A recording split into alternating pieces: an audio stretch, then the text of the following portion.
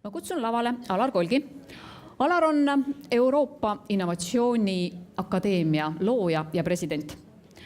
Oma eelmistes ametites nii tippjuhi kohalt kui ülikooli prorektori tasemelt asunud looma midagi, kus innovatsioon on tema üks kandvatest, kuidas ma siis ütlen, mänguasjadest, kui nii võib öelda. Ole hea, ma annan sõnajärje sulle. Aitäh! Aitäh! Tere pärastlõunat! Äärmiselt meeldiv olla ühelt poolt õpetajate eest, aga samas ma saan aru, kui keeruline ülesanne mul täna siin on antud. Marju sai räägita hommikul, kui teil veel olid erksad meeled, ei olnud lõunasöök teid veel rajalt maha võtnud, piparkoogid olid veel söömata. Mina pean nüüd andma mõtteid või natukene õpetama õpetajaid, mis on väga keeruline ülesanne. Õpetamine ja kool ei ole minu jaoks võõras. Ma olen ise õpetanud sõna otseses mõttes 15 aastat õpilasi ja ettevõtjaid, viimasel ajal küll rohkem ettevõtjaid. Ja ma tegin oma esimese õpetamise Tartu Ülikoolis 3. kursusel, kui ma õpetasin 4. kursuse üliõpilasi. Minu vanaisa oli esimesi Eesti pärit koolidirektoreid ja mu ema töötas 45 aastat õpetajana. Ma saan väga täpselt aru, mis toimub koolis. Ise ma olen rohkem tegelenud ülikoolides. Enamus koole, kas nad on kõrgkoolid või keskkoolid või põhikoolid, õpetavad täpselt oma tudengeid või õpilasi nii nagu 1000 aastat tagasi. Seal väga suurt muutust ei ole. Välja arvatud Eesti, kes on jõudnud oma õppemeetoditega, digitaalsete tööriistade, päevikutega peaaegu kosmosesse, paljude riikide jaoks sinna, kuhu nad nähtavasti võib-olla mitte kunagi ei jõuagi. Ma ise elan praegu Portugalis Lissabonis ja minu poeg, kes on minuga kaasa reisinud, enne me elasime Ameerikas, siis elasime Prantsusmaal ja nüüd Portugalis, olles käinud läbi need koolid Ameerikas, Prantsusmaal ja ka nüüd Portugalis oma poja kaudu, ma võin kindlalt öelda, et see, kuidas teie õpetate, see, milliseid tööriistu teie kasutate, on sõna otseses mõttes enamus riikide jaoks innovatsioon ja võib-olla 10, 15 aastat, 20 aastat olete ees võrreldes teiste oma kolleegidega teistes pealinnades. Mina räägin täna innovatsioonist ja natukene juhtimisest ja enamus kõrgharidust ja enamus haridusorganisatsioonide juhtimist on saanud õppeid eelkõige ettevõtete, toodete, teenuste najalt, kuidas seda õpetada ja parandada, või siis sõna otseses mõttes militaarmaastikud ehk sõjaväe ja sõjapidamisest. Mina siis näitan teile eelkõige seda ettevõtete poolt, mida siit õppida on. Euroopa Innovatsiooni Akadeemia õnnestus asutada seoses mitme väga suure ettevõtte koostöös ja tollel ambitsioon meil oli väga lihtne võtta maailma kõige tippülikool UC Berkeley ja võtta maailma kõige suurem ja innovaatilisem ettevõte Google ja asutada koos Euroopa Innovatsiooni Akadeemia. Veel naljakam, me panime endale missiooniks õpetada ameeriklasi, sealhulgas meie koolis on pooled ameeriklased, pooled ülejäänud kogu maailmast, ehk siis õpetada ameeriklasi, kuidas teha innovatsiooni siin Euroopas. Teadupärast ameeriklased on siis ise väga innovaatilised ja me oma programmide ambitsiooniga ka täna sinna jõudsime, et me õpetame ka ameeriklasi, kuidas innovatsiooni teha. Minu jaoks juhtimine on alati olnud väga keeruline teema ja ma küll oma kõige esimesest ametist pihta, mis mul tööraamatus kunagi vanasti oli, olen pidanud tegelema juhtimisega, kuigi ma pean ütlema, et mulle tundub see väga keeruline ülesanne. Ja täna siin kohas võib-olla seda audientsi kõnetades, ma arvan, et õppealajuhatajatel, koolidirektoritel võib-olla see ülesanne on kõikidest organisatsioonidest Eestis kõige keerulisem. Kas nad neid meeskondi täpselt valida saavad, jääb mul küll nagu selgusetuks, kui palju seal valida saab ja mis see mänguruum on ja see teeb ülesande keeruliseks. Mina olen juhtimises alati endale seadnud sellist 4 teemat. mis mulle on meeldinud.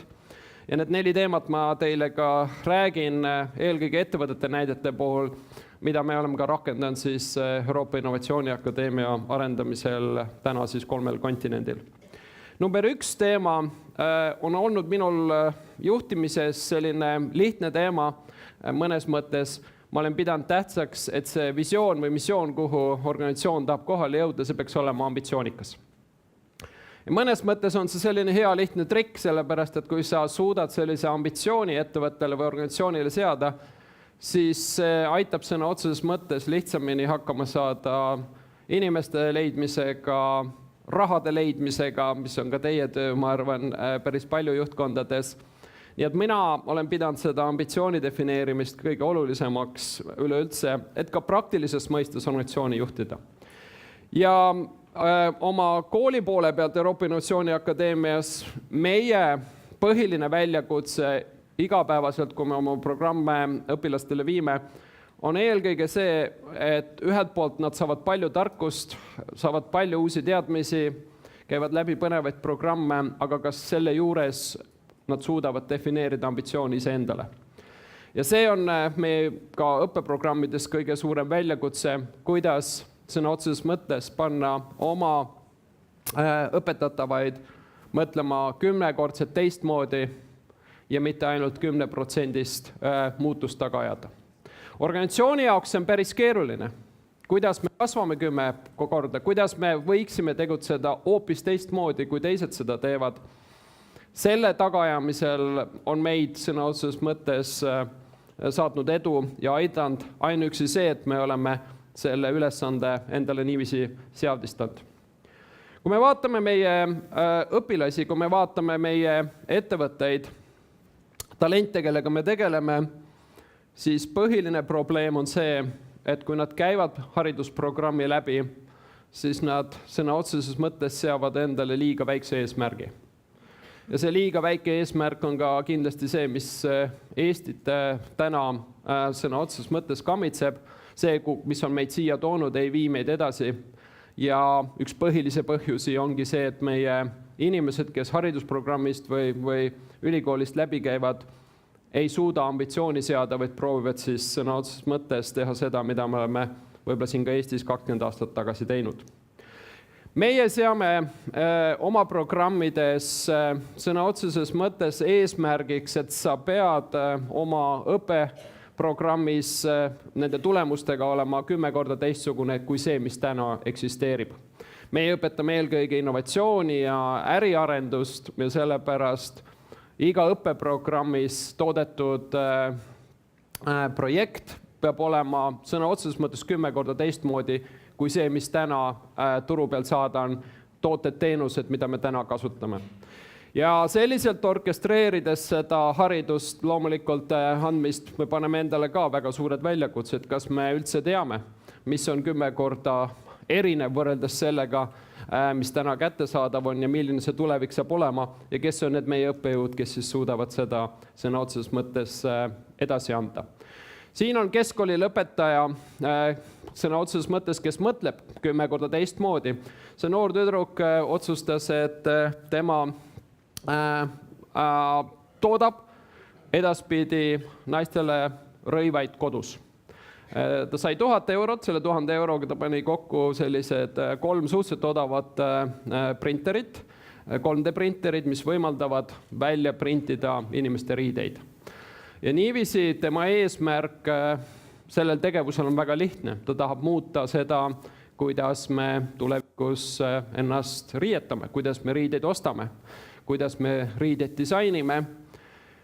Siin kokkuvõte on väga lihtne, kui see noor tüdruk suudabki seda teha, et me tulevikus 5-10 aasta pärast hakkame neid rõivaid välja printima kodus selle asemel, et me lähme poodi ja seal poes neid valime, siis see muudab selle valdkonna, mis puudutab siis jaekaubandus, hulgikaubandus ja riietamine ja meie käitumist inimestena seal sees mitte 10%, vaid 10 korda. Meie jaoks paneb see muidugi väga suure väljakutse, kuidas me seda protsessi siis toetame, õpetame, orkestreerime, nii et see tüdruk saaks selle oma ambitsiooniga, jutumärkides revolutsiooniga järgmise 5-70 5 või 7 aasta pärast seda elu muuta siin maa peal. Üks teine meeskond meil San Franciscos, 2 noort asutajat on otsustanud, et kohvikud ei vaja inimesi ja kohvikud peaksid olema sellised põnevad kastid, kus robot teeb ära veel parema kohvi, veel täpsema kohvi, mida inimene siis juua tahab. Ja nende väljakutse, see 10-kordne väljakutse on väga lihtne. Nad tahavad võtta raha ja toota 10 000 sellist nii-öelda kasti, ehk siis panna Euroopasse 10 000 kohvikut, kus robotid teevad seda tööd, mis täna me kohvikus näeme, on eelkõige siiski veel inimeste pärusmaa. Ja selliseid näited, kus noored talendid tulevad, ütlevad, et me muudame seda, kuidas siiamaani asjad on olnud.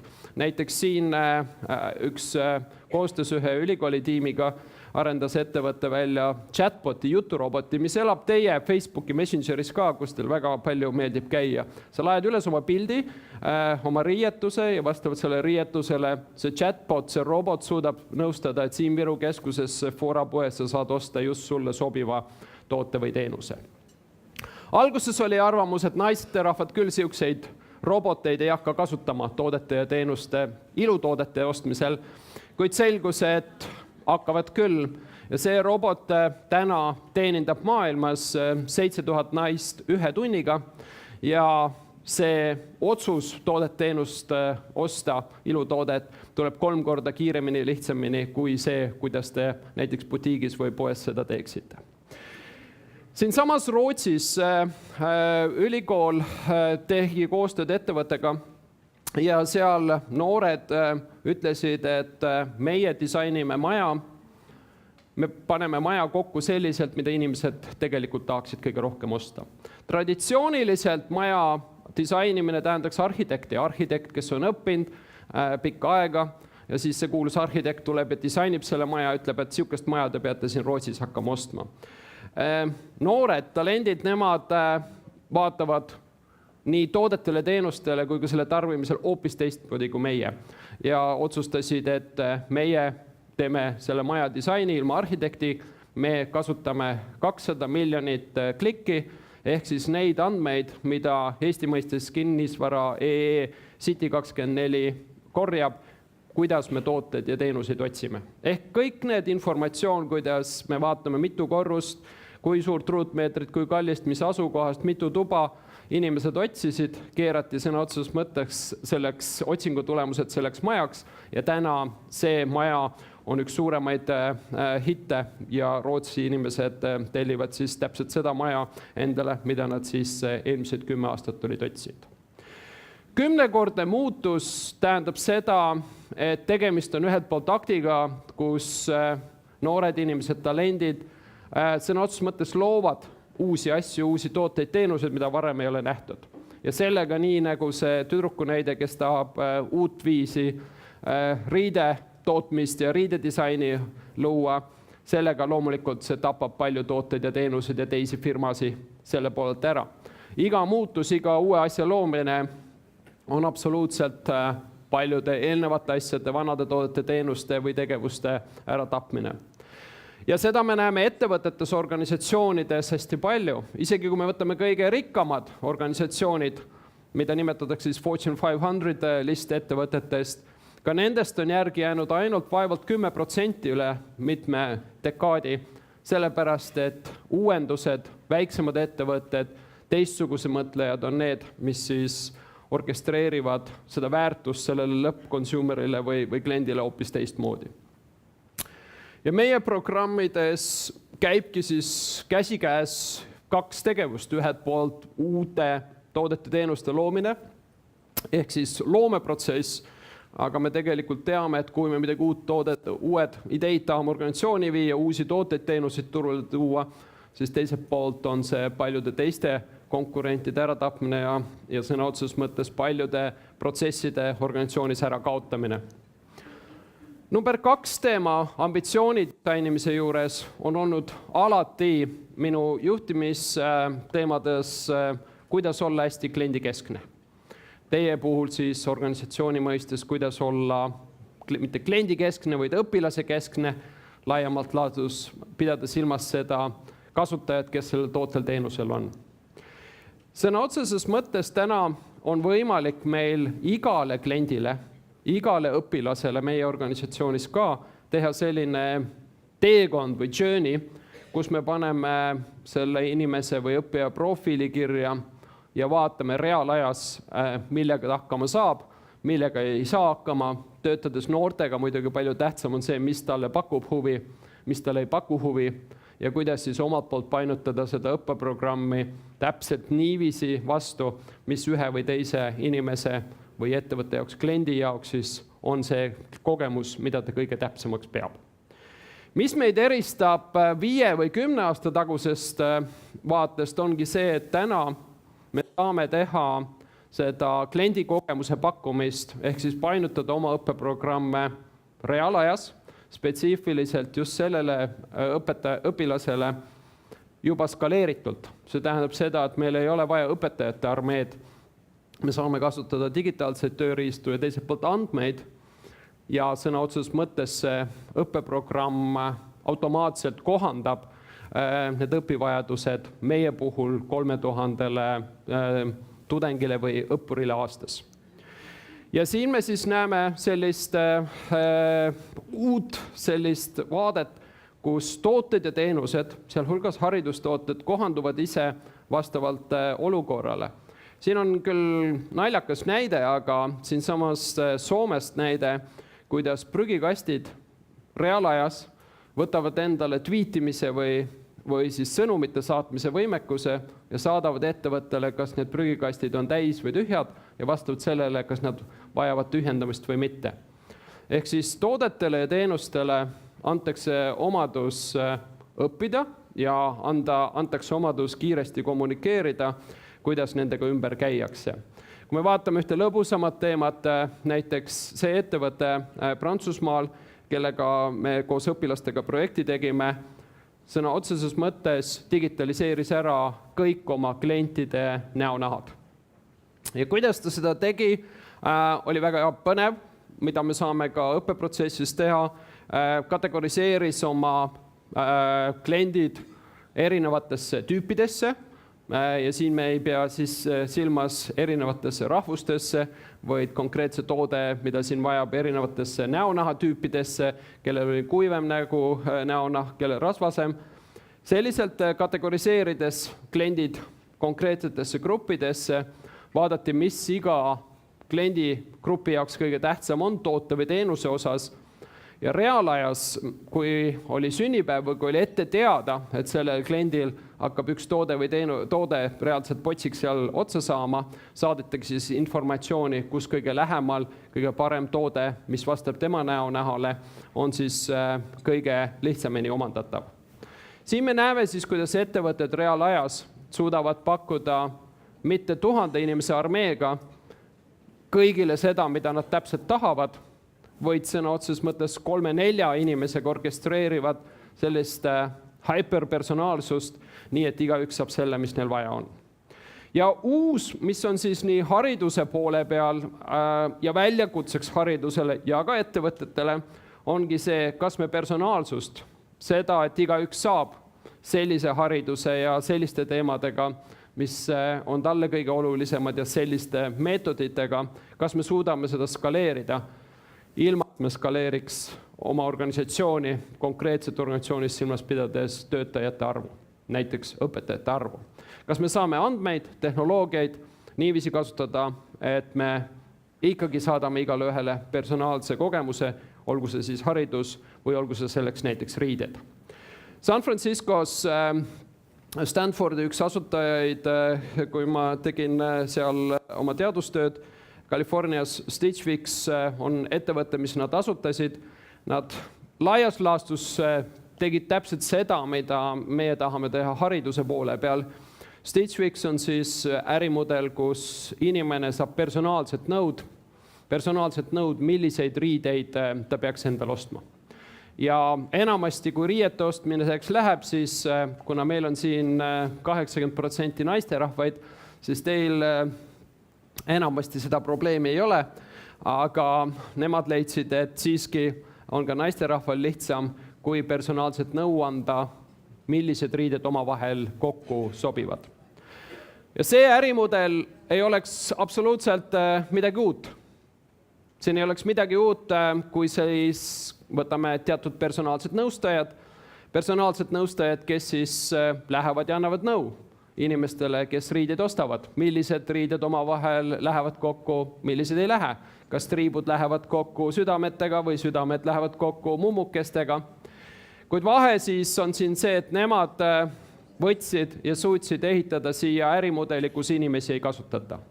Antakse personaalset nõu, aga inimesi siin ei kasutata. Kuidas see siis tehti? Ja te võite seda ise pärast ka kasutada. Stitch Fix sõna otseses mõttes profileerib useri ära. Ta küsib mõningad küsimused, ta saab aru sellest kliendist ja vastavalt nendele küsimustele, mida ta ka ajas vahepeal üle küsib, on ta suuteline seda õiget nõu andma automaatselt masinatega. Ehk siis robot annab personaalset nõud, milliseid riideid omavahel kokku seada, nii et me näeksime kena ja kindlasti kena välja. Ja siin selle skaleerimine, siin on, kuidas kokku sobivad riideesemed, meie teeme seda, kuidas kokku sobivad erinevad haridustooted, saab teha skaleerida niiviisi, et sõna otseses mõttes Stitch Fixi ettevõttes, kellel on täna 60 000 klienti, orkestreerib seda 7 inimest. Ehk siis tehnoloogia annab meile selle võime personaalsust sõna otseses mõttes skaleerida väga võimsalt, ilma et meil ressursse juurde on vaja. Ja siin te näete, kuidas siis userid räägivad, vaatavad natukene, mis tooted neil võiks vaja minna, aga selle asemel, et hakata ise neid otsuseid mõtta, ettevõte saadab sulle selle kastikese koju ja seal kastikeses on täpselt need riided, mis sinu personaalsusega, sinu vajadustega sobib ja tagavad selle stiilse väljanägemise, mida siis kõige rohkem soovid. Siit edasi minnes ongi küsimus, läks väga mustaks see küsimus. Tuli edasi. Küsimus on see, et kas meie ka siis oma organisatsioonis hariduses midagi sellist teeme. Kõiki neid eelnevaid näiteid aluseks võttes ehitasime meie oma õppeprogrammi sellise roboti, mille nimi on Groby. See robot sõna otseses mõttes nii nagu Stitch Fixis läheb ja natuke jutustab meie õpilastega. Ta tahab aru saada, mis on selle õpilase huvid, mis on selle õpilase võimekus ja vastavalt sellele orkestreerib seda haridusprogrammi ühelt poolt siis nendele võimekustele, mis tudengil on ja teiselt poolt, mis on tema huvid ja ambitsioonid. Me oleme siis omalt poolt arendanud sellise digitaalse partneri, kes seda personaalsust skaleerib meie puhul siis tuhandete ja tudengitega, õppuriteni ja meil on eesmärk, et see Groby suudaks 5 aasta pärast iseseisvalt viia läbi õpetamist 1 miljoni ettevõtja, tudengi ja noore talendiga.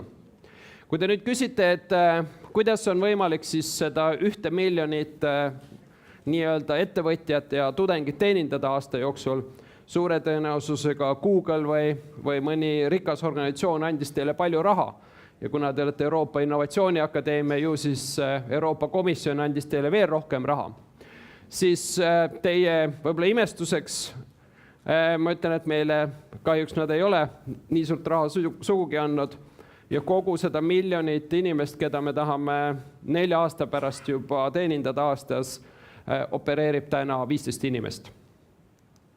Kuidas see siis käib, on ühelt poolt räägitud, me profileerime siis läbi jutustamise klient, ehk siis õppur räägib selle robotiga ja ühel hetkel meil on täispilt nii empaatiamudelist kui ambitsioonikusest kui oskustest, kes see teisel pool see õppur on ja teiselt poolt siis kohandame selle õppeprogrammi automaatselt vastavalt sellele kliendi profiilile. Ja see jutustamine käibki täpselt seal, siin on lihtsalt üks väike näide, see jutustamine käibki siis täpselt seal, kus need kliendid on. Ja nagu te teate, noored inimesed enamasti nad istuvad seal, kus te ise, siin samas teie kolleegid istute Messengeris näiteks, kui te olete Messengeris, kui te olete Instagramis, Snapchatis, siis need tööriistad õpetamiseks peavad elama Messengeris, Snapchatis ja Instagramis. Ja meie õppeprogramm ja tööriist elabki Messengeris praegu ja proovib järgmise sõna otseses mõttes etapina kolida Snapchatidesse, Instagrami, et seal seda õpetust teha, kus siis reaalselt tudengid asuvad. Selleks, et saavutada ambitsioonikust, on vaja loomulikult ja selleks, et olla ka kliendile orienteeritud organisatsioon, tuleb teha palju eksperimente. Ja eksperimentaalsus ongi see, mis nüüd väga palju eristub see, kuidas me ka õpime. Üks viis õppida, nagu te väga hästi ju igapäevaselt oma metoodikas ka otsite, üks poolt on lihtsalt pähe jätta asju, teine pool on teha eksperimente ja nende eksperimentidega koos tiimiga midagi õppida. Eksperimentaalsus on see siis, mida meie nõuame oma programmides. Meil pähe jätmist meie programmides on suhteliselt vähe. See tuleb ka osaliselt selle programmi oma pärast. Ja me proovime siis alati, kui meil Euroopa Innovatsiooni Akadeemias tekib idee, et me tahaksime proovida midagi uut, kuidas õpetada, olgu see siis augmented reality või andmed või chatbotid. Me proovime alati iga esimese kiire idee ka midagi väga reaalseks prototüüpida.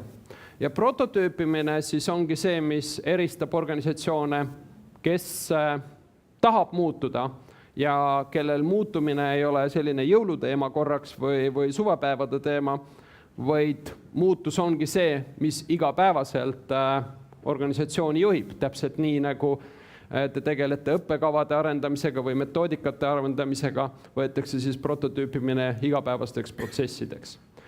Ja üks kõige lihtsamaid prototüüpimisi, mida saab teha väga kiiresti organisatsioonis ja väga väikeste ressurssidega, on oma ideid sõna otseses mõttes prototüüpidega paberiga. Ja kui me töötame ettevõtetega või noortega, startupidega, siis alguses on küsimus, see paber ei suuda midagi teha. Et ka Californias Silicon Valley'st, kus tulevad teile kuulsad ettevõtted, Netflixid, Google'id ja nii edasi, nemad prototüübivad igapäevaselt paberi peal, sellepärast, et paber võimaldab need ideid lihtsamini raamidesse seada.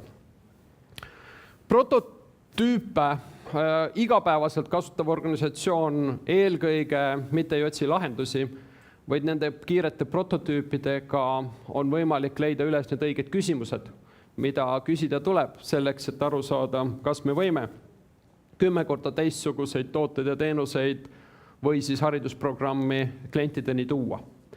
Ja selleks kõige lihtsam versioon, mis on muutunud rutiiniks paljudes organisatsioonides, sealhulgas meie organisatsioonis, me kasutame selle asemel, et väga pikki kirjeldusi või projekte defineerida ühte A4. Selle A4 me nimetame hulluks 8, Crazy 8, ja selle A4 jõud on väga suur, sellepärast, et ta surub teie vinged ideed, mida te kõik tahaksite oma koolis või organisatsioonis teha, ühe A4 peale 8 boksi. Ja teiega meil on see täpne sama plaan, siin see esimene proov ära teha. Me võtame igaüks ühe A4, palun, leidke siit laua pealt üks A4.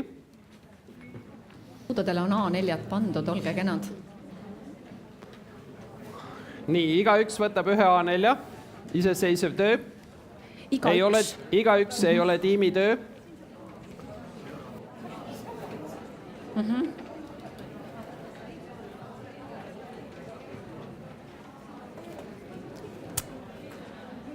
Tegin otsuse. Nii. Kellele paberit juurde?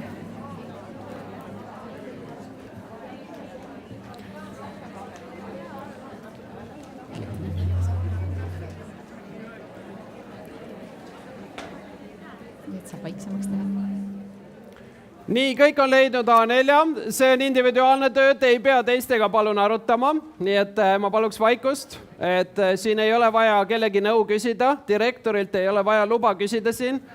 Siin võite iseseisvalt tegutseda, see töö kuidagi ei ohusta teie eelarvet ega teie õpetajaskonda. ma luban, et see on väga ohutu töö.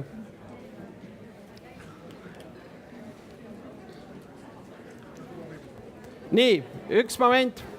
Ma palun nüüd tähelepanu veel korra, ma saan teie elevusest aru. Palun voltige nüüd esimese asjana see paber 8. Ma võin korra näidata ka, ma arvan, et seda võib-olla vajadust ei ole, et kõigepealt panete niiviisi kokku, siis panete veel ühe korra kokku ja siis panete veel ühe korra kokku. Ma näitan veel, siin tundus, et on huvitav. Panete paberi kokku, murrate ühe korra veel kokku ja siis murrate ühe korra veel kokku ja siis saate 8 sellist akent, kuhu oma idee sinna sisse suruda.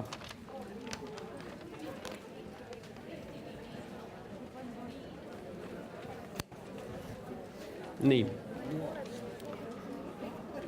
Ja kui kõigil on olemas paber, pange pastekas ja paber oma ette ja siis ma ütlen, kui start on ja annan teile siis ühe mõtte siia stardi juurde ka. Nii, tundub, et me oleme valmis. Crazy 8 tähendab seda, et seda tehakse kui kiiresti. 8 minuti jooksul ja meie teemegi siis ettevõttes prototüüpimist või uuenduste sõna otseses mõttes disainimist väga lühikeste sprintidena, mitte väga pikaajaliste maratonidena. Ja Crazy 8 loomulikult ongi nendest üks kõige lihtsam ja kiirem sprint. Mõelge oma organisatsioonis, oma koolis, kas selle õppemetoodika peale, õppetööriista peale, toote või teenuse peale, mida te tahaksite, et teie koolis võiks arendada, niiviisi, et te saaksite oma õpilasi paremini õpetada, oma õpetaja tööd paremini teha, kooli paremini juhtida, õpetajaid paremini juhtida. See, mis teil siis kõige suurem igapäeva väljakutse on. Ja see idee me surumegi nüüd 8 aknasse ja joonistage see idee näiteks mobiilirakendusena. See iga aken, kui te selle panete niiviisi püsti, ma panen selle pildi sinna tagasi, on tegelikult mobiiliekraani suurune. Ja me teame, et me järjest rohkem jätame arvutid maha ja palju rohkem kasutame mobiile, siis surume selle idee, mis teil on oma organisatsioonis, on see toode, teenus, tööriist, metoodika, sõna otseses mõttes 8 ekraani ja need on 8 mobiiliekraani. Ja joonistage, kuidas see idee võiks toote teenusena, mobiiliäpina, mobiilirakendusena välja näha. Ükstapuha, kas te juhite õpetajaid sellega, juhite kooli eelarvet, õpilasi, lapsevanemaid, pange lihtsalt üks idee sinna kirja, milline see mobiilirakendus võiks olla. Ja võib-olla üks oluline informatsioon, viimane informatsioon veel, mis on teie professionaalsusega alati seotud. Nii, ma vajan veel viimast tähelepanu, siis te saate kohe minna. Et viimane informatsioon veel, et on kokkulepe, et me erinevalt sellest, mida te iga päev teete, me hindeid ei pane. Ja et ärge selle pärast muretsege, hinded ei pane, tehke sõna otseses mõttes esimene idee, mis teil tuleb sinna 8 aknaga 8 minutiga mobiilirakenduseks. Ja me omavahel ei aruta veel kord, õppealajuhataja direktor ei pea omavahel seda koordineerima, igaüks teeb seda iseseisvalt ja start läks käima nüüd ja 8 minuti pärast me korjame teie tööd ära. Läks!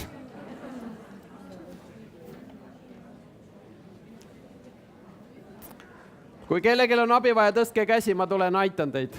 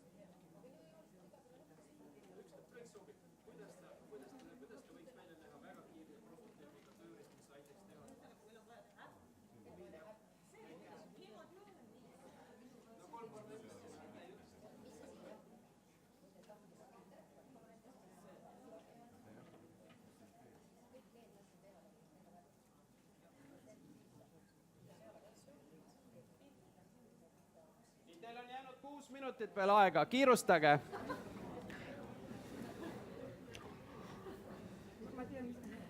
Mobiiliäpp, mis aitab teie elu kergemaks teha.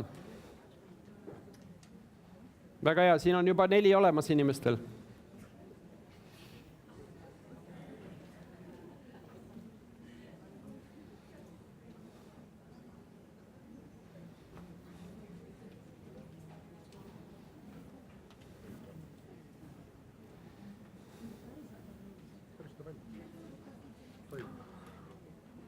Nii, esimestel on juba valmis.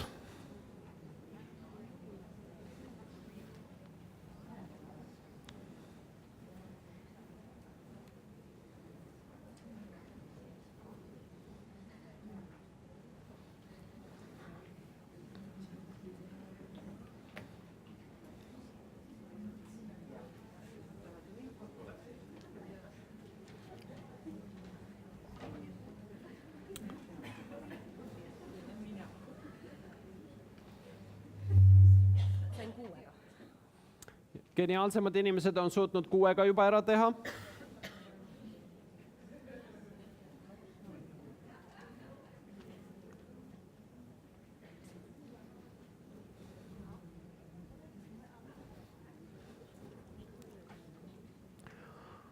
Viis minutit, teil on veel minut jäänud iga lahtri kohta, iga ekraani kohta.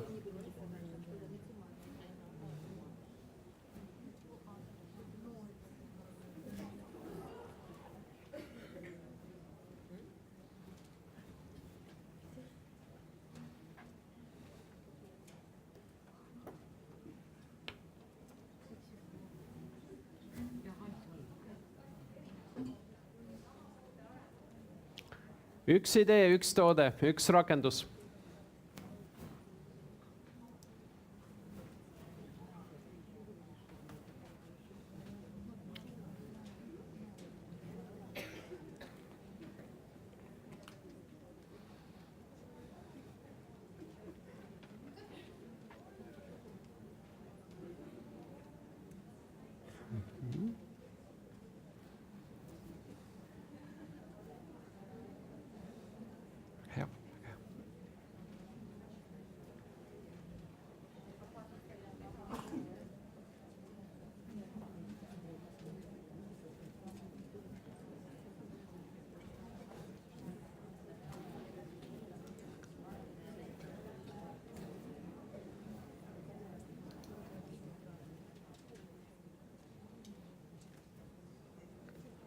Nii, veel 3 minutit. Proovime lõpuni ära teha.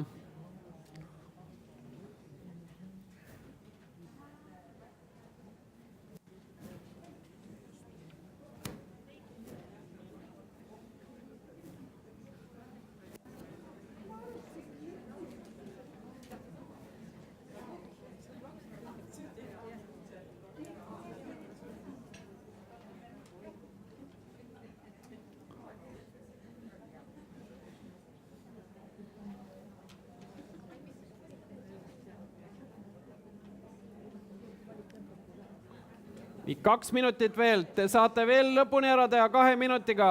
Lihtsalt 10 sekundit ühe akna kohta jääb nüüd, kes ei ole jõudnud veel teha.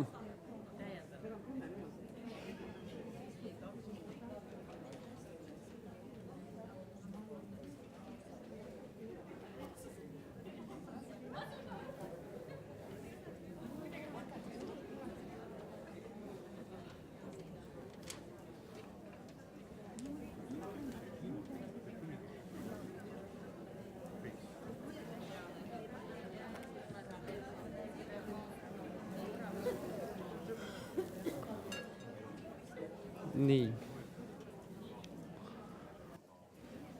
Ja ma paluks siia ka ekraan, ühte mikrofoni. Ma paluks siia mikrofoni ka lava ette, kuna me hakkame kohe tegema pitch'e. Käsi mikrofon.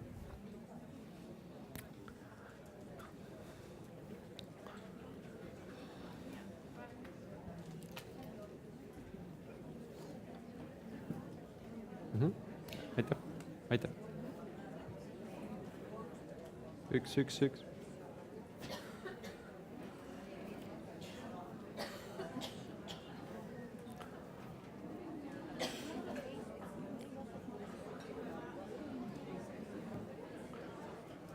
Nii, paneme tagasi pildi, ekraani pildi tagasi.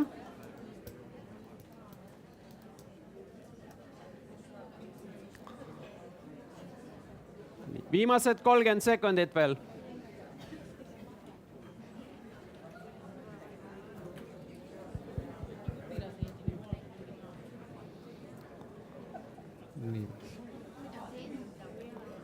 Nii, 10 sekundit veel lõpetuseks.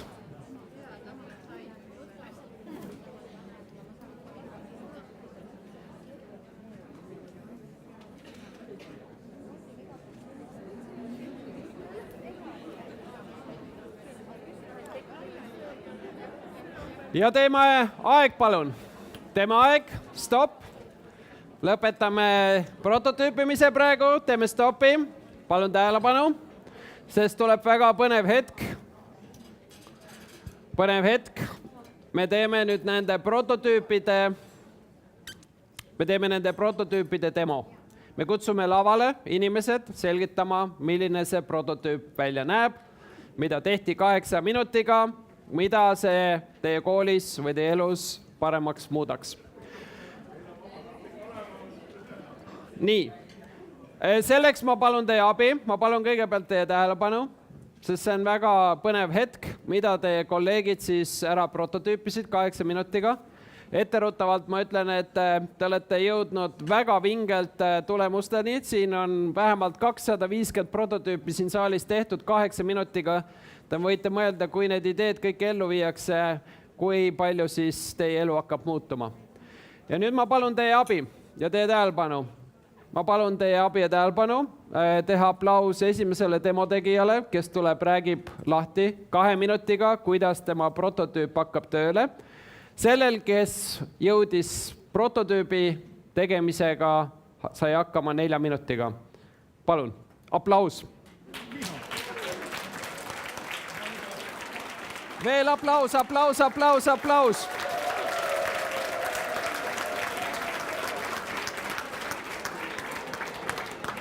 Nii, ja ma palun vaikust ja tähelepanu, sest te kuulete esimese prototüübi kokkuvõtte, kuidas see hakkab töötama ja muudab ära Tõnu, mis kooli?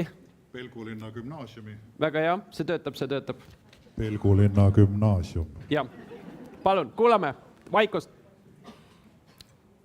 See äpp on nüüd selline, et ma ei tea, kas seda näeb, seda ei näe mitte keegi ju. Ma võin hoida ja sa räägib. Aga siin on selline lugu, et kõigepealt tuleb tuvastada enda kooli asukoht, siis tuleb määrata enda suguvanus ja teha näotuvastus, ehk sealt tulevad andmed enam-vähem siis nagu selle ütleme, üldise IQ kohta. Siis tuleb vajutada, mis programmid on läbitud, ehk kui on näha, et mis on juba läbitud, siis tuleb sinna vajutada. No kui on näiteks 3. klass läbitud, siis on selge, et see on läbitud, seda ei pea mitu korda vajutama. Sealt tuleb hinnang, kas see on hästi läbitud või mitte, siis see analüüsib edasi, kas on tarvis tunniplaanis teha muudatusi. Siia saab õpilane lisada enda soovi, mida ta soovib rohkem õppida. Kõik need on juba sinni kirjas ja siis hakkab see generatsiooni koht, kus hakkavad see aparaat andma vastuseid. Ta ütleb aja ehk millal toimub järgmine tund ja siis ta ütleb selle koha, siis kas klassi täpsusega kooli või muuseumi või noh, võtab Google Maps'i appi endale, et kus sa asub, näitab selle teekonna sinna ja kõige lõpus on siis tabel, kus tuleb terve nädala plaan välja, et milline on selle õpilase tunniplaan nädala jooksul. Aplaus!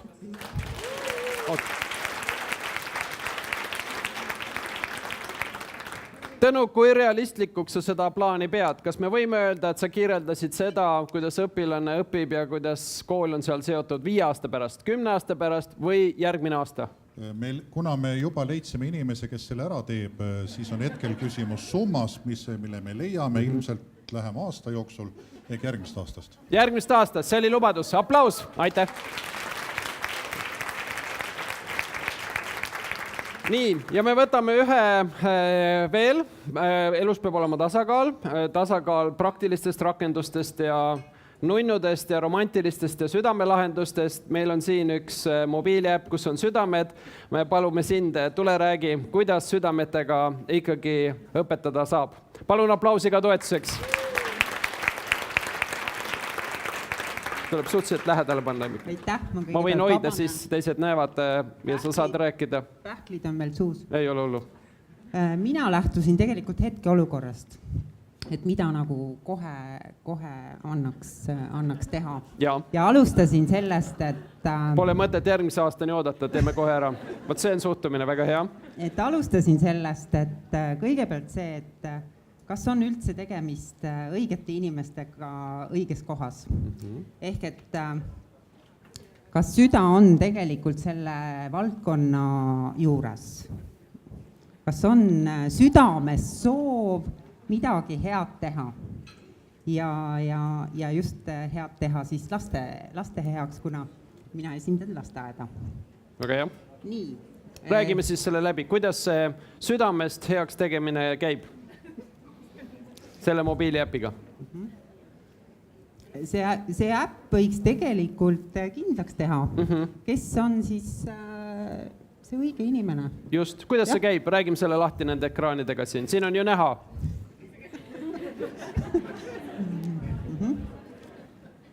Järgmine ongi, miks? Viimasel ajal hästi annab inspiratsiooni see küsimus, miks. See äpp siis küsib, et miks sa tahad seda teha? Ja siin ongi kriipsujukud ehk et inimesed.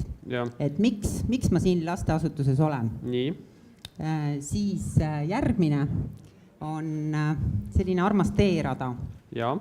Ehk et milline on siis minu teekond või vaade ja kuidas küsimus, et mida ma siis saaksin teha selleks, et meie kliendil või meie armsatel lastel, õpilastel oleks meie haridusasutuses hea olla. Väga hea. Ja siin moodsas keeles lõpus paistab selline dashboard, kus siis nagu näitab, et kuidas olukord on või mida see päike sümboliseerib. No ikka see rännakurõõm. Rännakurõõm. Ehk et kui ikkagi süda on õige koha peal ja ma teen seda, mis mulle meeldib, siis see rõõm aitab hästi palju kaasa. Ja seda tuleb ka nakatada kindlasti oma kaaslastele. Nii et siin on siis... edasi? Ma olen natuke siuke romantik, et ma... Väga hea, siin on siis nakatamise protsess on ka veel sees. Just. Ja, väga hea. Et iga haridusasutus tegelikult peaks olema nakatav ja just selle tõttu, et need inimesed seal asutuses peaksid nakatama. Väga hea. Nii et meil on siin tüüpiline rakendus, mida me näeme ärivaldkondades, see käib täpselt samamoodi, on nüüd lasteaiakeskkonnas, kus me vaatame, kes on see, keda on vaja nii-öelda südamega juhtida, kuidas juhtida ja kas ta siis on nakatanud ka teisi südamega laste juhtimist ja arendamist läbi viima. Väga hea. Suur aplaus, palun. Aitäh.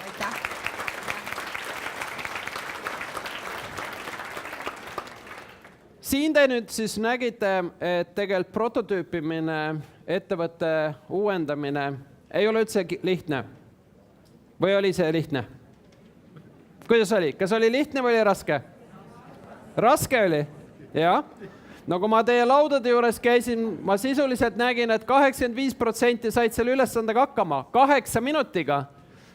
Ei olnud ideedest puudus, ei olnud nendest crazy 8-idest puudus. Mul siiski tundub, et teil oli lihtne see idee panna sellisesse teenuse või tööriistavormi, iseasi, mis nüüd puudutab rakendust. Meie läheme siit nüüd edasi selle eksperimentaalsuse juurest sinna, et kõik uued muudatused, mis te organisatsioonis viite, nõuavad ühte olulist teemat. Muudatused on keerulised inimestele, muudatustest tuleb aktsepteerida seda, et asjad ei lähe enamasti nii, nagu planeeritud.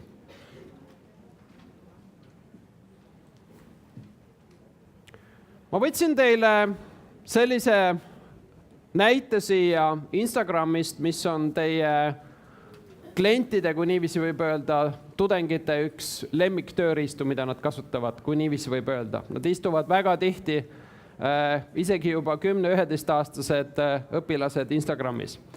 Näide sellest, kuidas Instagram sündis, on väga huvitav ja väga iseloomulik kõikidele uuendustele. Ka nendele samadele, mis te siia kirja panite, kui te seda hakkate ellu viima.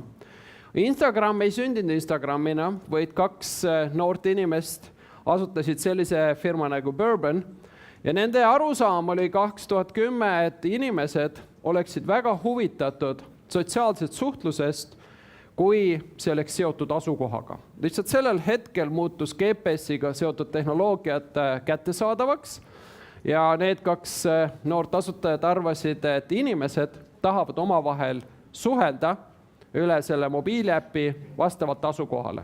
Nad ei osanud arvata seda sellel hetkel, et tegelikult inimesed võõraste inimestega ei taha rääkida vastavalt sellele, et nad on üksteisel läheduses. Ja tänu sellele see esimene algatus kukkus läbi, keegi ei tahtnud seda kasutama hakata. Selles esimeses läbikukkumises nad õppisid ühte asja ja nägid ühte asja, mis oli Instagrami asutamiseks väga oluline. Nad nägid, et inimesed tahavad hästi kiiresti oma pilte parandada, natukene ilusamaks teha ja nad tahavad neid pilte teistega jagada. Ja see piltide jagamise keel, selle asemel, et teha asukohapõhist nii-öelda suhtlust, oli piltidepõhine suhtlus, oligi siis see, mida nad sellest läbikukkumisest õppisid ja selle kiiresti läbikukkumise pealt õpitult pealt asutasid Instagrami, mis osutus nii edukaks, et Facebook ostis selle $1 miljardi ära. Kõikide uuenduste elluviimine on esialgu rida läbikukkumisi ja küsimus teile organisatsioonis ongi see, kui teie jaoks muutused ja innovatsioon on tähtis, kas te suudate luua keskkonna, et neid muudatusi ja läbikukkumisi tolereerida.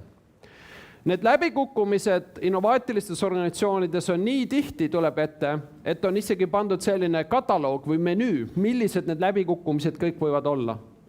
Kuna läbikukkumisi tuleb nii palju ette, siis on väga piinlik seda sõna läbikukkumine kogu aeg kasutada. Lähed koju, küsitakse, millega tegid? No me kukkusime läbi.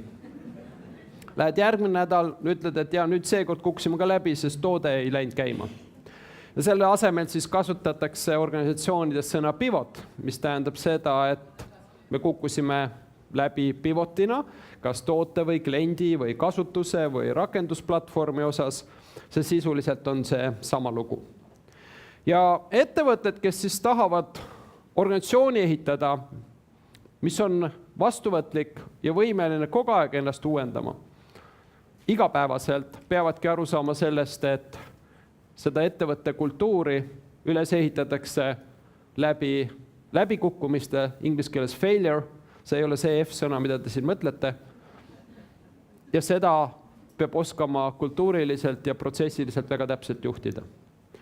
4 protsessi, mis siis suured ja innovaatilised organisatsioonid kasutavad, aga ka väikesed siin samast, ma näitan teile ühe näite, ongi see, et läbikukkumine peab olema kiire ja varajases faasis, väga odav ja läbikukkumine tuleb teha mitte seal, kus on sul endal mõnus olla, vaid seal, kus on su kliendid või kasutajad, ehk siis koos klientidega, koos kasutajatega. Ja see protsess siis võimaldab meil ainult ühte asja. See võimaldab meil väga kiiresti õppida, mis tegelikult ei tööta ja mis tegelikult töötab. Sest kui te tegelete innovatsiooniga ja te teete midagi sellist, mida varem ei ole tehtud, siis suure tõenäosusega on väga raske arvata, et te saate esimeste katsetega pihta.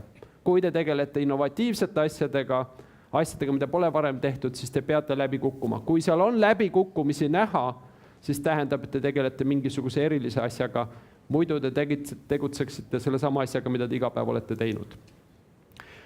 Ja siin sisuliselt ettevõtted siin tähistavad läbikukkumisi nüüd süstemaatiliselt. Et meil vist heli ei tule läbi, aga sisuliselt ettevõtte Supercell sõna otseses mõttes tähistab iga aasta ühe päevaga, mida nimetatakse läbikukkumise päevaks. Niiviisi, et kõik on mustalt riides, siin samas Soomes. see ettevõte Supercell teeb 200 inimesega umbes 1,5 miljardit eurot käivet, mis on väga-väga vinge tulemus. Üks päev kõik panevad mustalt riidesse, leinamarss on ettevõttes, muusika igal pool käib ja inimesed peavad tulema lava ette, nii nagu mina olen teie ees ja sõna otseses mõttes tegema esinemise oma läbikukkumise kohta teiste ees. Alguses, kui esimene aasta seda tehti, siis millegipärast pooled inimesed jäid sellel päeval haigeks. Inimesed ei tahtnud kohale tulla, otsisid igasuguseid põhjendusi. Kui nad seda 3 aastat järjest tegid, siis see muutus organisatsiooni rutiiniks ja sealt edasi see muutus tegelikult õppevormiks ehk siis teadmiste kogumise vormiks, mis töötab, mis ei tööta. Ja selleks, et meil jääks see meelde, me vaatame, kas meie seas on vapraid. Teeme nähtavasti teie elus esimese faili pitchi, mis tähendab seda, et ma palun kedagi vaprat teie eest, kes tuleb ja räägib teie ees, milline on olnud teie läbikukkumine, kui te olete oma tegemusi koolis teinud. Palun, kas me leiame ühe vapra, kes tuleb ja räägib, kuidas ta läbi kukkus ja mida ta õppis sellelt ja peale seda te tegite organisatsioonis midagi paremini või teistmoodi? No kas me leiame 250 õpetaja, direktori, õppelejuhataja, ühe vapra? No, tundub, et kõik hakkavad haigeks jääma. No, Tõnu, tule sina, aita meid välja. Tule. Aitame teda aplausiga. Ma tahtsin pigem delegeerida kõik ebaõnnestumised Tallinna Haridusametile. Võiks palun rääkida, kuidas nad ei leia Gustav Adolfile isegi direktori. Ja. Nii, Tõnu, tule ole hea, tule aita meid välja. Teeme talle veel toetuse aplausi.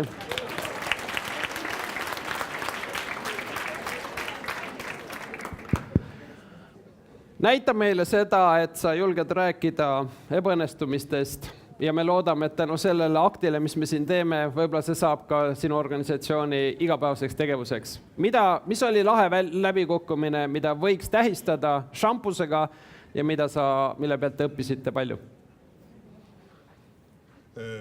Meie kool on tuntud selle poolest, et me likvideerisime raamatukogutädi ametikoha. Sellest tuli kirjutama meile Päevalehe uurivad ajakirjanikud, ma ei küsinud nende nimesid, ma rääkisin rohkem, kui ta küsida suutis. Ja põhiline probleem oli selles, et kui meie kool on riigieksami tabelis ikkagi seal Postimehes surmakuulutuste juures, kuidas me siis ikkagi likvideerime raamatukogutädi ametikoha ja kuidas me ikkagi kavatseme teistele eestlastele silma vaadata, jäädes selle juures kultuurrahvaks. Ma siiamaani ei julge eestlastele kui rahvale silma vaadata. Ja tegelikult me ju ei pannud raamatukogu kinni. Tegelikult raamatukogu tädi koondamisega ei ole meil enam ukse peal silti olen linnas. Raamatukogu on lahti. Kui küsitakse, et mis saab siis, kui mõni laps varastab raamatu ära sealt, siis on vargal kodus raamat.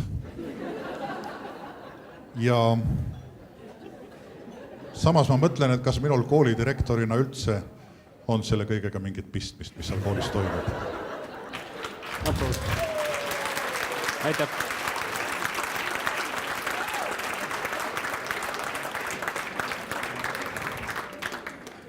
Nii, see oli hea lugu sellepärast, et see väga sarnanes seda, mis toimub ka äriettevõtetes. Selliseid raskeid otsuseid tuleb teha, enamasti need viivad uute lahendustele. See sunnib meil otsima uusi lahendusi ja tihti need uued lahendused võivad sõna otseses mõttes olla palju paremad. Ja ma saan aru, siin see õppetund oli teil väga selge, kuidas leida teile uusi kliente, et te olete sisenemas siis ka varaste koolitamisse. Kõige keerulisem ongi siis muutuste puhul see, kui me tahame, et meie organisatsioon uueneks, kas me suudame sellist keskkonda luua, kus läbikukkumised, kus ebaõnnestumised on tolereeritavad. mida riiklikumaks meie organisatsioon muutub, mida suuremaks meie organisatsioon muutub, seda keerulisemaks loomulikult selline tolerants on. Ja me ei saa muud midagi siin öelda, kui see töö ongi ainult koolidirektorite, õppealajuhatajate töö, kas nad suudavad orkestreerida sellist prototüüpimist, uuenduste katsetamist nii, et inimesed saavad aru, et läbikukkumised seal peavad olema, muidu te ei tegeleks uute asjadega ja see, et läbikukkumised toimivad, on üks õppimise vorm. Kõige hullem ongi ettevõttes ja organisatsioonis see, kui te kardate läbikukkumisi, sellepärast, et siis sõna otseses mõttes te ettevõtte uuendamisel või organisatsiooni uuendamisel midagi ei tee. Ettevõtted on läinud selleks, et ise ellu jääda, läbikukkumistest õppimine on vältimatu. Daimler Mercedes, kellega meie koostööd teeme, peale selle, et nad sunnivad inimesi läbikukkumisi avalikult rääkima teiste eest, nemad ka lõivad oma ettevõttes, oma organisatsioonis läbikukkumiste tähistamiseks ja mälestamiseks organisatsiooni sees surnuaia. Selles surnuaias see on suur ruum, see on umbes sama suur ruum nagu see, kuna see on väga suur ettevõte ja selle ruumi pannakse kõik läbikukkumise projektid seinte peale. Milline tehnoloogia ei töötanud, milline turg ei sobinud, milline kliendi ootus ei vastanud kliendi nõuetele. Ja kui organisatsiooni tuleb uus töötaja, siis see uus töötaja, mis te arvate, kus ta kõigepealt oma esimese nädala viidab? Surnuaias. Esimene nädal on surnuaias, sest see annab talle ülikiire informatsiooni selle kohta, mida see organisatsioon on õppinud. Selliseid näiteid me näeme innovaatilistel ja kiiresti arendatud organisatsioonidel. Ja küsimus on, kas teil on julgust samasuguseid mehhanisme, samasuguseid õppemehhanisme oma organisatsioonis üle ehitada. Selleks, et see oleks võimalik, et teie koolidirektorit või õppealajuhatajat ei kutsuta letti sinna kuhugi, kuhu siin Tõnu juba viitas, mingisugusele müstilisele härrale või kohale, keda ma isiklikult ei tea, ongi küsimus, kui tugeva organisatsiooni kultuuri te suudate ehitada. Ja see nüüd eristabki siis organisatsioon omavahel. Milline on teie organisatsiooni kultuur? Sest kultuur on see, mis siis tagab selle, et kas te suudate oma igapäevast tööd teha, see, mis on teie missioon, anda haridust õpilastele.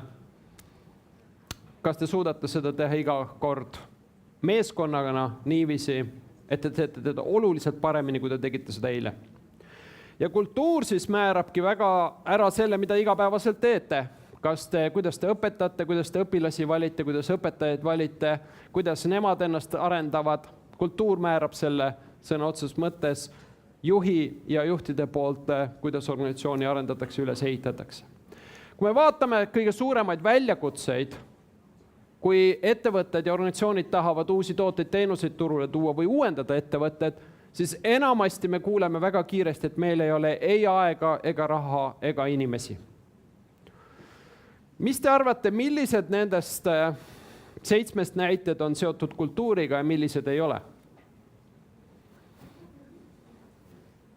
Millised sellised vabandused on seotud organisatsiooni kultuuriga, et meil on probleeme organisatsiooni uuendamisel, millised ei ole?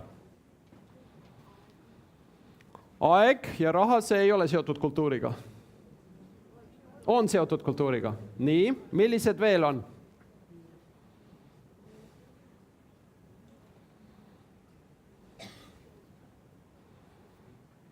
Põnev teema siis ongi see, et kõik need on seotud kultuuriga. Kultuur tähendab seda organisatsioonina, kuidas te suhtute, millised on teie hoiakud aega ja raha ja finantsidesse. See, mida te täna tegite selle Kreisi 8-ga, räägib sellest, et kui te tahaksite uusi tooteid, teenuseid, tööriistu arendada, siis te võiksite teha seda väga kiiresti, väga väikeste inimestega ja suhteliselt väikse rahaga. Küsimus on see, et te lihtsalt peaksite õppima, kuidas seda teha. Ja äriettevõtete puhul on meil suhteliselt lihtne, kui nad alustavad ja nad on väikesed, isegi need, kes täna Eestis on 20-25 aastat juba tegutsenud ja on edukaks muutunud, alustasid ilma rahata, alustasid ilma inimesteta, sellepärast, et see ettevõtlik eksperimenteerimine mis nende inimeste peas oli, proovime, teeme, oli see, mis neid siis tõi selleni, kus nad täna on. Ehk siis see on hoiakute küsimus. Kõik need teemad saab lahendada siis, kui organisatsioon seda tahab ja ei jää tavaliselt raha ja inimeste taha see kinni. Organisatsiooni üles ehitada nii, et ta uueneks igapäevaselt, on väga keeruline väljakutse. Ja 2 poolt siis ettevõttes on, kuidas ühelt poolt uuendada organisatsiooni ja teiselt poolt, kuidas organisatsioon ka kasvama panna. Ükstapuha, kas see kasv ei ole siis kvaliteedi kasv või inimeste kasv. Need 2 teemat on strateegias alati, mis on juhtide laual. Kui kultuur seda ei toeta, siis me võime sinna strateegiatesse, eelarvetesse, tegevuskavadesse ükstapuha milliseid plaane panna, sest kultuur on see, mis siis operatsioonisüsteemina paneb inimesi neid samu asju tegema. Ja kultuuri poole pealt me peame aru saama, et paljud arvavad, et eriti corporate poole pealt arvatakse, et kui me ostame lauatennise või anname tasuta toitu, siis see on kultuur. Siis enamasti see kultuuriga väga palju seotud ei ole. Kultuur ühelt poolt ehitab üles seda poolt, kas me suudame kommunikeerida oma organisatsioonis konkreetselt, mis on see visioon, kuhu me tahame välja jõuda oma õpetamisega, oma õpilastega. Aga teiselt poolt väga palju need mitte paberi peale pandud lood, traditsioonid, mis räägivad sellest, et kui keegi võttis midagi täiesti uut ette ja kukkus läbi, siis teda ei karistatud, vaid selle asemel õpiti midagi ja selle asemel sündisid hoopis uued lahendused. Kultuur eelkõige räägib seda, kas siis sõna otseses mõttes teie meeskond või organisatsioon õpib koos või ei ole seal õppimist üldse. Kui me vaatame seda kultuuri poolt, mis on keeruline teema natukene rohkem praktilises mõttes, siis siin see taandub ühele huvitavale teemale, millest me alustasime. Kui ettevõtted vaatavad oma tulemustele ja organisatsioonid samamoodi, siis nad leiavad, et kõige rohkem on see seotud just, kas nad suudavad talente oma organisatsiooniga siduda. Ja siin teie leidate ennast täpselt samasuguses olukorras, nii nagu Eesti ettevõtted. Eesti ettevõtted ütlevad, meil ei ole insenere, me ei leia keevitajaid, väga suur probleem. Teil on samamoodi, kust leida häid õpetajaid näiteks. Ja põnev, kus nüüd ambitsioon tuleb kokku kultuuriga, on see, kas organisatsioon oma juhtidega suudab defineerida sellise ambitsiooni, kus noored tahavad selle ettevõtte organisatsiooniga liituda. Ja see ei ole lihtne. Kuidas defineerida organisatsioon Pelgulinna koolile niiviisi, et 20 õpilast siit samast tõusevad üles ja ütlevad, mina tahan Tõnu juurde tööle minna. Kuidas seda teha? Meil kahjuks ei ole aega seda testida, ma väga tahaks teha, võib-olla teeme seda teine kord. Nüüd ettevõtted, kes on saanud sellest aru, et talentide värbamine, sidumine ongi seotud ambitsiooniga ja selle kultuuriga, mis teiselt poolt sealt vastu vaatab, ehitavad üles sellise kultuuri, mille muster kordub jälle ühtemoodi. Ühelt poolt otsitakse inimesed, kellele meeldivad muudatused ja seda saab küsida juba sõna otseses mõttes intervjuul, kui te inimesi enda organisatsiooni kutsute. Aga kõige tähtsam võib-olla, mis hakkab olema see päeva nii-öelda tegija, kas me suudame mingit väga lihtsaid tööriistu oma kolleegidele anda, et nad neid uusi ideid praktiseeriks ja laua peale tooks ja ellu viiks. Kas või see sama exercise või harjutus, mis me siin tegime. Ja ettevõtted, kes siis agressiivseid, ambitsioonikaid eesmärke oma organisatsioonile seavad ja seavad neid nii, et need eesmärgid isegi enamasti on võimatu lahendada, sest nad on nii ambitsioonikad. Saavad kõigepealt seda loomulikult, et nende omanikud või nende suured investoreid ütlevad neile, et kas sa oled hulluks läinud, miks sa ei tegele igapäeva businessiga. Teie puhul ma ei tea, kes teil on, haridusminister või kantsler või kes siis ütleb, et kas sa oled hulluks läinud, miks te ei tegele igapäeva asjaga.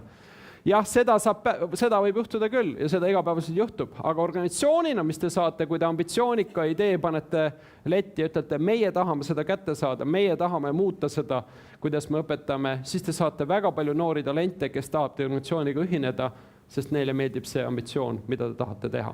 Ja sellepärast Google teeb seda niiviisi, sellest Amazon teeb niiviisi. Mitte, et nad ei saaks vastu pead oma investoritelt ja omanikelt, et kas te olete lolliks läinud, miks te ei tegele põhitegevusega, saavad küll vastu pead, aga vastu saavad ka selle, et kõige talendikamad inimesed tahavad selle organisatsiooniga tulla.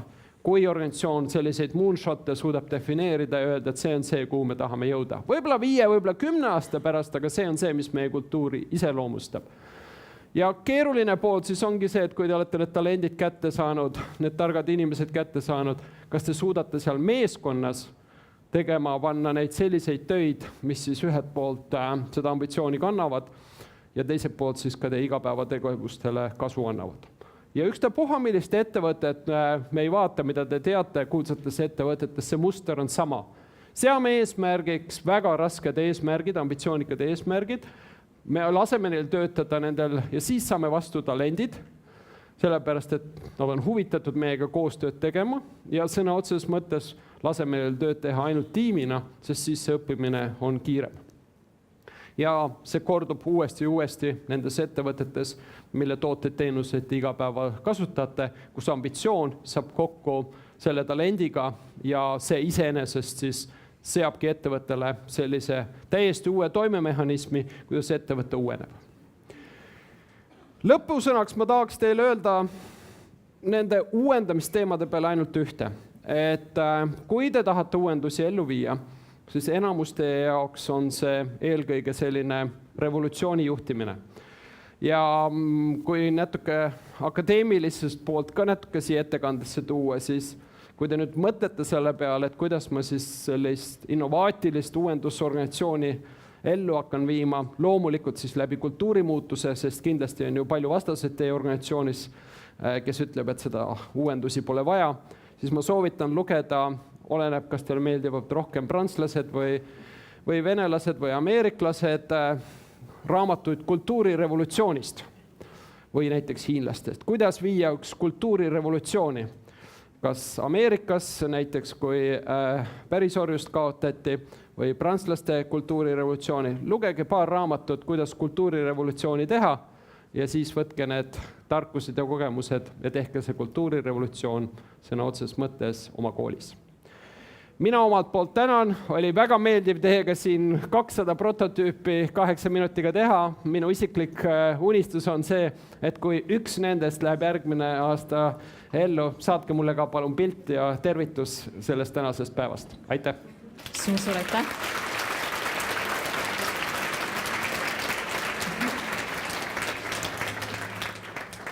Alar, ma luban, et me oleme plaaninud sellel korral nende kõigi meeskondade tagasiside formaadi asemel, kus hindeid küsida, me olemegi palunud tegevuskava. Ja tegevuskava, mida juba järgi jäänud poole õppeaasta jooksul ellu viia. Nii et ma luban seda prototüübist lähtuvat juba juuniks hiljemalt. Väga hea. Jaanipäevaks väga hea. Ma kasvatan siin seda ambitsiooni. Küll aga ma tean, et sul on tulnud 4 küsimust. Kas haridusest personaliseerimine lähtub õpilase võimetest või lihtsalt soovidest? Ja, see on nagu väga hea küsimus. Lihtne lühike vastus on mõlemast. Et neid nagu lahutada on väga raske. Et need soovid, mis tal on, ei ole kuidagi eraldi vaadata sellest, mis on tema võimed. Et see teebki natukene keerulisemaks selleks, et peale selle, et mis on tema personaalsus, mis on tema soovid, mis on tema võimed, me peame umbes 4-5 parameetrit suutma selle õpilase peal suutma mõõta ja seda ka siis sõna otseses mõttes muuta. Aitäh. Küsimus, õpetajad kui talendid, mida see tähendab? Vot see on hea küsimus. Meil endal, ma võin rääkida natuke hirmutama loo ka. Meil on uus programm praegu, mis on, meie jaoks on õpetajad väga kallid rahalises mõttes. Meie õpetajad pooled on Ameerikast, me peame nad tooma Euroopasse, neid lennutama, majutama, söötma, see on jube kallis. Ja meie jaoks on eraldi programm, kas me suudaksime need õpetajate tarkuse panna füüsilistesse robotitesse. Me ostsime Hiinast füüsilised robotid. Praegu Hiinas robotite tootmine läks väga suurelt käima ja ühe roboti hind on 10 000 eurot. 10 000 eurot, kes suudaks siin teie ees seista, ta vaatab teid ja ta tunneb ära, et siin on Julia ja kuna ta seostub andmebaasidega, siis ta teab Julia kohta kõike. Võib-olla käib su Facebooki accounti peal ka korra ära. Ja meie jaoks see väljakutse on väga lihtne järgmiseks nii-öelda aastateks. Kas me suudame füüsilise roboti tööle panna? kes õpetab meid, meie tudengeid, aga mitte, et neid õpetajaid ära kaotada, vaid õpetajad muutuvad siis oma rollis selleks, et nemad õpetavad ja administreerivad neid roboteid. Need robotid ongi need tööriistad, mis siis aitavad õpetajatel paremini tööd teha. Ehk siis õpetajad meie jaoks omandavad rohkem digitaalseid võimekusi ja opereerivad neid füüsilisi roboteid või chatbot-roboteid, mis ma näitasin, või mobiiliäppe, mida te tegite, ja see kahjuks või õnneks, oleneb, mis tüüpi inimene on, võimaldab siis õpetajatel uusi oskusi arendada. Aitäh, järgmine küsimus.